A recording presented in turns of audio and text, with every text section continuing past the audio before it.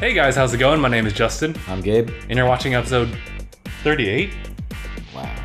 38 of DangIT Prodcast. We're getting closer to episode 50. 52. 52. Yes, we are getting closer to 52 as well as number 268, as well as 372. Yeah, just, each week. Who knows what we'll be at? Well, I said 52 because at 52 would be a year.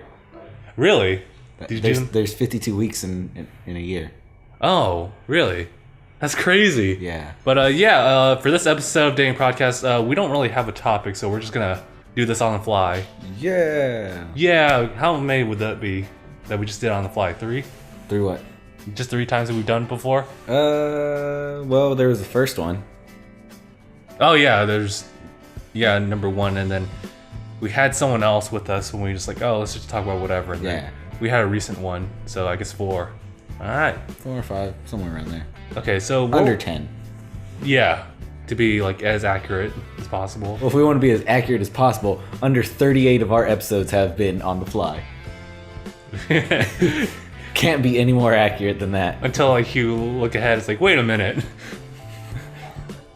Episode 102, 104 was a random one. But so just kind of starting off, what were we talking about before we just recorded? Well, I was listing off names of mangas on my manga app, and there's some pretty, yes.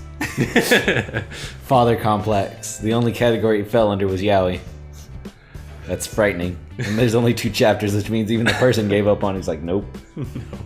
No. Oh, there's something else that I'm really excited for that involves the Pokemon anime. At this time point, we already passed through the first episode, or at least the episode where Ash earns his leaf badge? Yeah, like a grass badge. Yeah, I threw a random word out there. You were right though. And the next episode is him and Serena going on their first date. And I'm like, oh my god. So wait, it's a date, or is she asking him to go somewhere? It's and he doesn't know. So apparently the story plot of it is it's a time of the year where trainers give their Pokemon their gifts, and so while Clement and Bonnie just go and take care of all the other Pokemon, including the third wheel Pikachu. Wow, Pikachu. This gives Serena the opportunity to spend time with Ash alone, and though Ash is oh, let's just find gifts for the Pokemon together, and she's like, wait. Is this a date? And during the preview, you see her try to hold Ash's hand. I'm like, oh my god! Right here, right now, every single prior episode of the X and Y series is now irrelevant to the storyline. Even Ash arriving in the region is now relevant. It all starts with this episode, the date. Then the rest of the story happens. Oh, more shippers unite! Okay. This is our time. I need this. I need to see this. Watch. It's gonna be the day before that episode comes out, and then freaking they're like, yeah, we gave up on it. It's half baked. Halfway through, you don't have any sound or even color. It's just all sketched. It's all storyboard. Storyboard, and the freaking writers are yeah, and then we were supposed to have this happen, but budget cuts. And then they just abruptly go to the ending theme. All it shows is the stuff that you saw in the previews. It's the only stuff they actually have colored, animated, and voiced over. Yeah. In fact, the animation is somehow upgraded versus everything else, but then gets downgraded by the next episode airing. Oh shoot, that reminds me of the Naruto Shippuden anime episode when Naruto went to the Ninetales form against Pain, and how they decided to just choose a different animator just cause. And I was like, have you seen it? I'm pretty sure you have. What? The animation against Naruto and Pain. Yeah. Remember, I saw every episode from 1 to him about to fight Toby. Well, after they cracked his mask and found out it was Toby, and then I ran out of episodes. Now I'm just waiting for the rest of the series to finish. Yeah. Well, right now we're currently at filler episodes. Hooray! For the next tuning exams, so we get to see how the other Genin became tuning. Oh. Just like Sakura and list it down. Oh, it shows them how. How they take the next exam, and like Shikamaru is like the first proctor of the first exam. It's pretty crazy.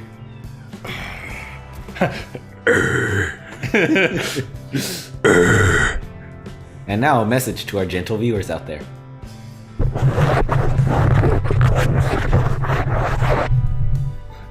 Somehow like it vibrates as a purring effect. Like what? It's like it's like am I supposed to do that? Yeah, I was talking about how for Rooster Teeth podcast, the recent one I watched was like kind of like their conglomeration of I know words. They were just talking about like the best things that happened in 2014, and they didn't actually get to that topic until like 40 minutes in or 20 minutes in or whatever. And I'm like, man, imagine if we were like that. We're pretty close to that. We are. Well, kind of. We're sporadic with it. We start it, and then filler, and then reboot to it, filler, and then end with it. God, we're the Naruto series. Don't worry, it's all about the It's all about the journey, not the destination. We are Naruto of freaking podcasters. That makes sense. I think everyone's watched Naruto in our entire group. Deus Ex Machina. Whoa, That's a manga. they have a manga for that. 25 chapters. Yep. Ooh. Chocolate.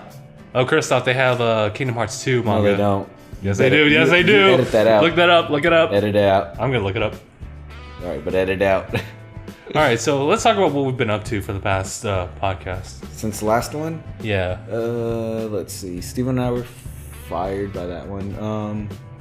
Last time on DangIT Productions. Well, since then, I got a new job. That was really quick. Yeah. Like, holy crap, how did you even... Can I do that? I build doors. It's a terrible job. I hate it. Every second of it. It's so boring. You build doors. I build doors. No, I don't build doors. That's the people that next to me. I take the door panels and put them on. And what are the door panels? That face that you see on the door, that is a door panel.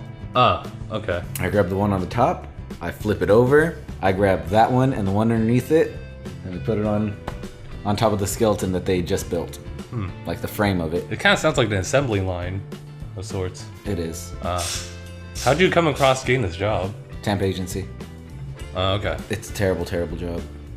Do you at least get paid? Yeah. Like, decently? $9 an hour.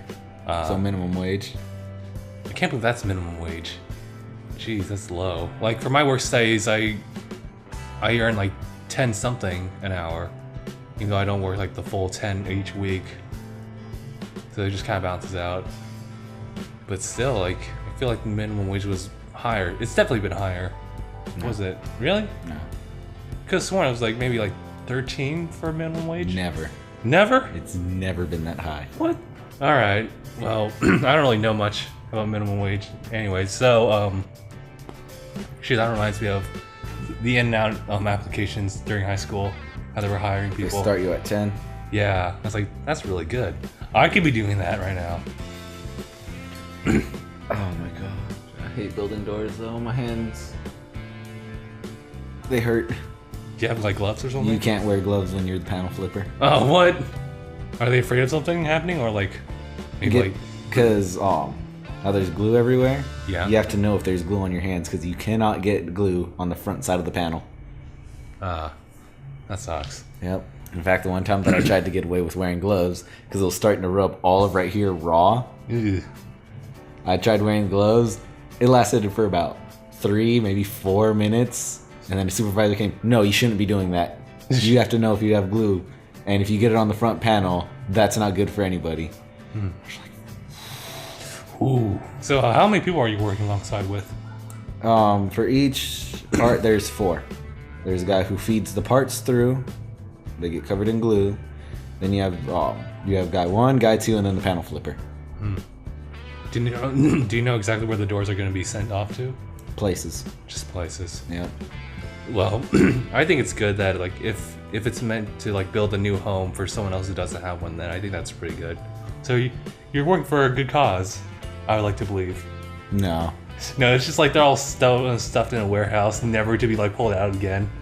I genuinely believe that they're just shipped to warehouses or freaking other warehouses that sell doors to people who are like, I'm gonna order this door because it's gonna look nice in the foyer. I'm not even attached to anything. It'll just be like hanging on the wall. Because our orders are somewhere between 10 and 50 doors at a time. Sheesh. Have you made any friends so far while you're working, or? I just don't want to. It's a terrible, terrible job. You miss working at Amazon? I do. I really do. I thought Amazon was like boring and whatnot, but no. I would go back to scanning, and I hated scanning. I would go back to that and do it with a smile. In fact, I sent everyone who still works there, one of my friends, I sent them, you love Amazon. You love it with all your heart. There's so much worse. There's so much worse in life. There is, and it's door building. I don't know if I told you or the internet this, but I remember I tried to follow my brother's footsteps at the U and tried working at the computer lab because like it allows you to like do homework and such while you help out other people. But I didn't get accepted, so I was like, oh, that sucks. And the cafeteria welcomed me with open arms, so that was really awesome. Come to me. Yeah, come to me. All they said was like, all right, can you clean up after yourself? Yes. Okay, you're hired. I'm like, that was easy. And it's one of the highest paying like work studies over there. It's like, what? That doesn't make sense though. That interview process though. Yeah. Can we see your hands? Sure. All right, you at least have 4. You're hired. I'm sorry, we can't hire you. Aw. Aw. You're not hired. Why? You need at least 2 thumbs. Yeah, you actually would need 2 thumbs. You need 2 thumbs and at least 1 finger on each hand. Cause you need it to like hold like pots and pans. I got it. I mean, he's like, I got it. Could you imagine how strong a pinky must be if that's the only finger they have to grab with though, and they've lived their life like that? Yeah. You need to have muscles. You need to have muscles on your muscles. You need to have muscles on your eyes. Ew. Anything else we've been up to since then? I finished reading Chobits a few hours ago. I finished the anime a while ago because like once you showed me like the first episode, which was like when we were with Christoph, I was like hooked. I was hooked. I was like, I need to shows. These shows, man. These shows. Marathoned it. Even when I had homework. I freaking love Chi. She's great. She's adorable. I know. Although the ending for the anime felt a little bit weird because it just seemed like everything was back to normal. Like it could have been like some episode in between the series because it just seemed so mundane. Like nothing changed. Still a happy end. How'd the anime end? What's the guy's name? Hideki. Yeah, after the whole scenario where like he admitted his love for Chi, and then they had like those 2 other Persicoms come in and like try to intervene, but then Chi got overridden, and then somehow Hideki brought her back, and everything just became mundane all over again. Like nothing changed. Much like the end of Heaven's Lost Property? Kind of, but I feel like there's something different about it. Oh, especially the manga. Like, the manga is so sad. Oh my god. Yeah, I actually have to say that I really like Heaven's Lost Property over Chobits. Yeah. In that regard. Oh my goodness, the manga was so freaking painful to read at times. Yeah. Especially every time it brought up, was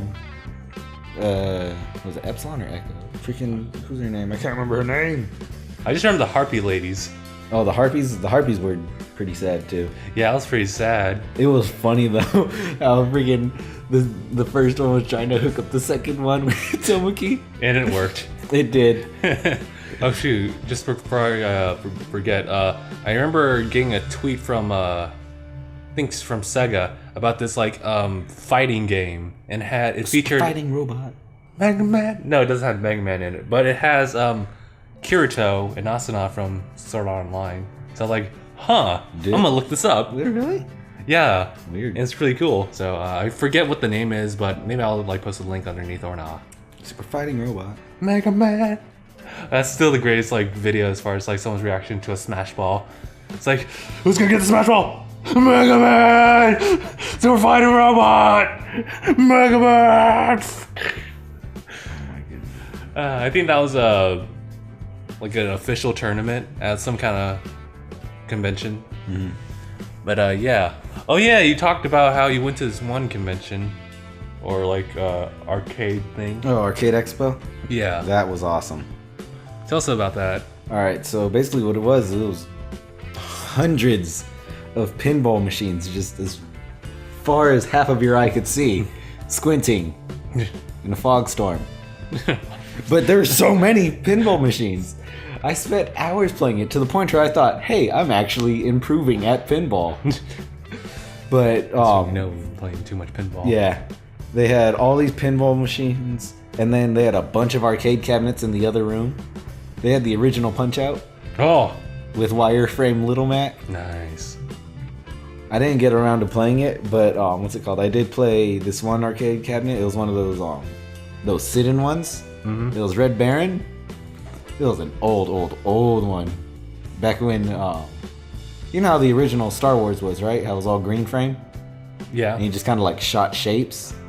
That's kind of how this one was. Where you shot down planes that kind of looked like planes, and then you shot blimps and they shot diamonds at you. No. All right. They shot diamonds at you, and freaking, I had the high score on it. Whoa. Yeah. Nice. I was like, this is awesome.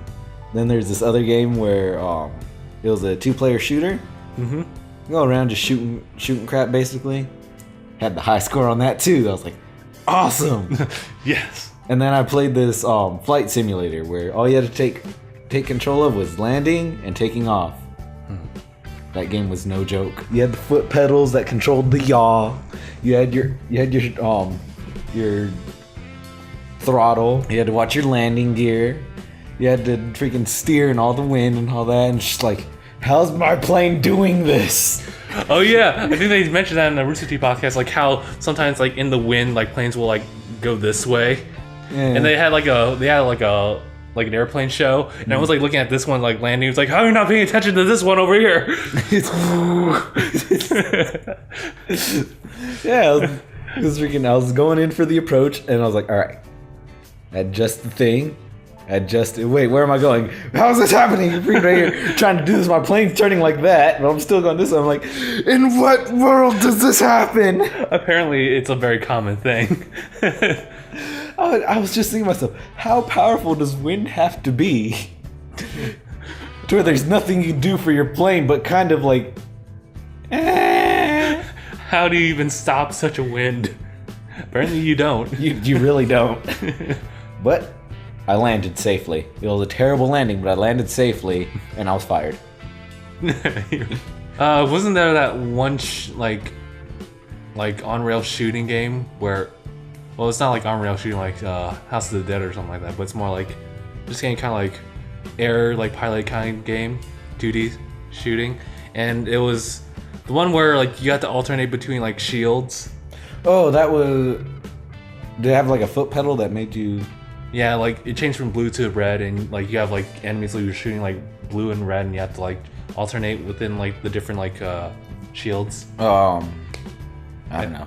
I know there's this one that DJ showed me where it was a black and white fighter, well, shooter playing whatever, over the top shooter, and freaking it was deemed one of the hardest game freaking ever.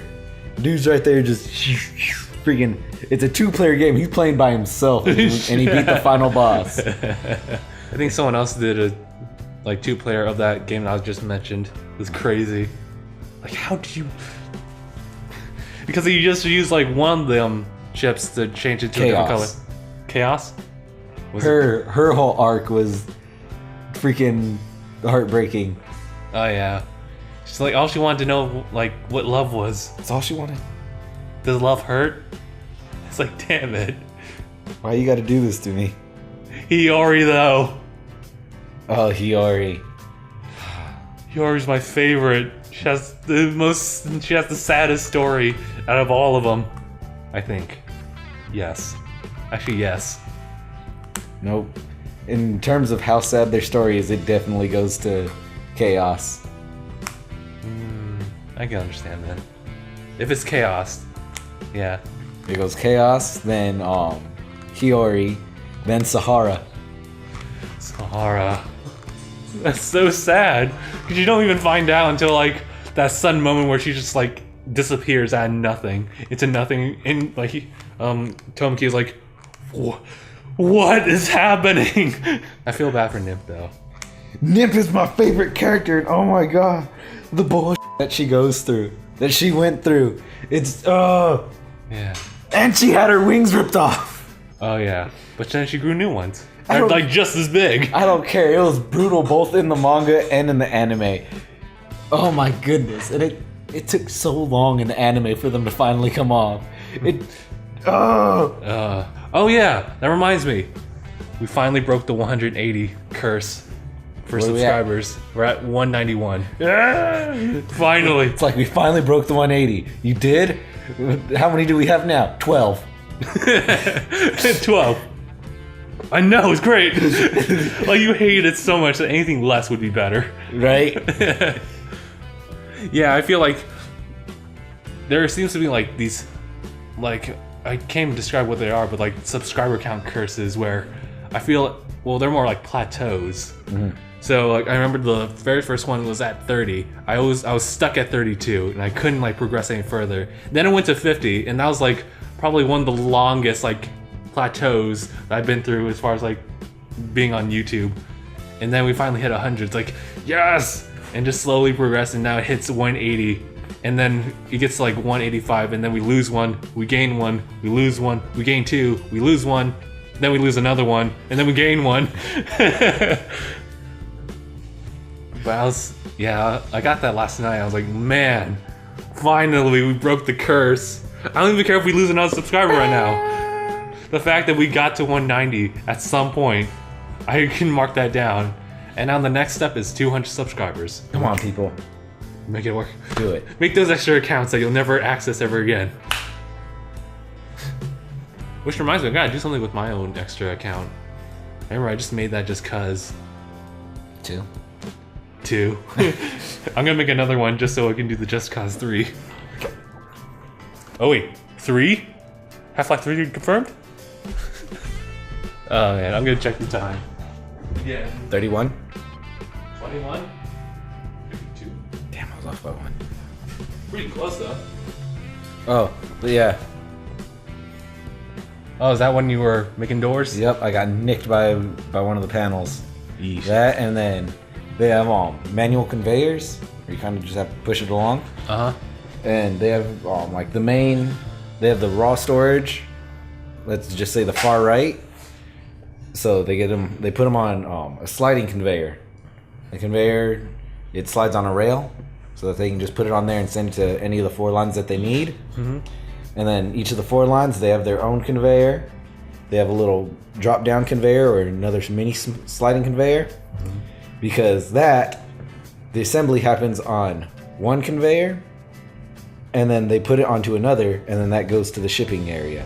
Okay. Now, the little flipping conveyor that connects the main body to the assembly area, yeah, one of my supervisors dropped that on my foot. Supervisor dropped my foot. Yeah, Oh, Jesus. it was extremely painful.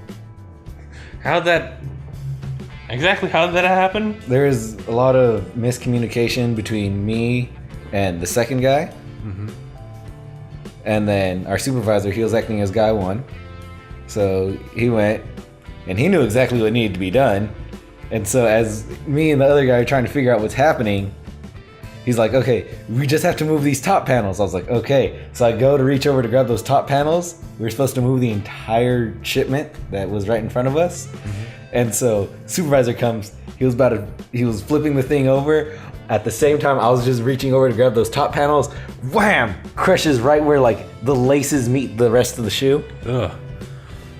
And I was just, I'm gonna need to take a 10.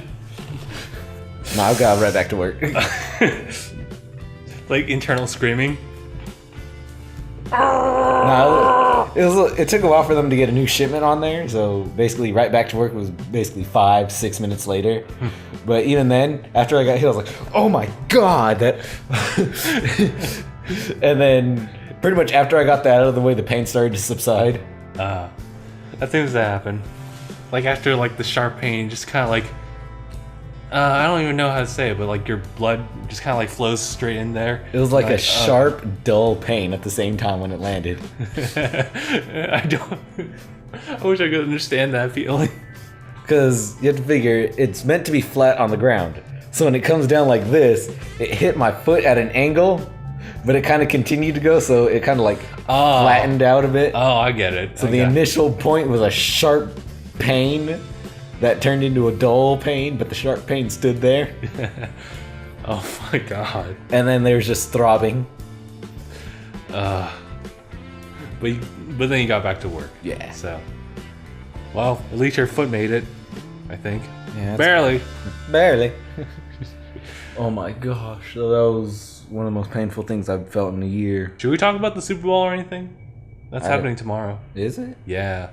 I actually have to do it in time where I have to watch it and just kind of like study how the media connects with sports and vice versa. Sex.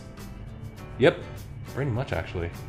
There's like definitely like a gender like division where you don't see like a lot of women during the Super Bowl, and all you can whenever you see it, it's cheerleaders in the occasional interview or as a woman. I think in the Rooster Teeth podcast they were talking about how like Bernie was talking about how like the football players have to like have like a good self like what is it? They have to be like really good at controlling their emotions whenever like they lose, and like an interviewer comes up and just says like, "What did you do wrong?" That one to just like punch him in the face. I did nothing wrong. It was the rest of the team. Post interviews. Oh my god. It's like, what do you think you did wrong? Like, please don't talk to me. But then, like, lost. That's what I did wrong. And then like the coaches are like they have to like be obliged to like answer those interview questions. So whether they hate the game or not, they have to answer them. So I have to give them props for the football players and the coaches for having to deal with that. And of course, interviewers have a job to do, so they get paid for that. So not to say that you're the evil people, it's just, you know, doing what you're told. All right, I think that's everything there is to this podcast episode. Is there anything else you wanted to cover, or?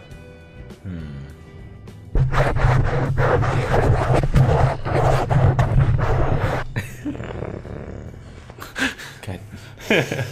But I don't know, because there's no topic, so there's nothing. There's no, nothing like, really real final statement about the topic. It was just us kind of like revealing what we've been doing and just random stuff. Yep. Yeah, I need to really list down like a whole bunch of topics that we can talk about, as well as like fill in the topic box, which I would like to use when we have the entire group back together. When do you think that might be? What? When do you think that might be? When we have everyone together? Yeah. Probably summer. Probably summer for sure. I'm not sure about spring break because, well, yeah, different schedules for different schools. Yeah, like I'm pretty sure I'll come out like really early, and by the time I get out, they get to come back in. So, actually, that could work. Well, as long as they're all out here at the same time, I'm pretty sure you could find a way to get around. All right, definitely. So I think that's gonna do it for episode 38 of DangIT Prodcast. My name is Justin. I'm Gabe. And thanks for watching. #. There's gonna be so much of that in this episode.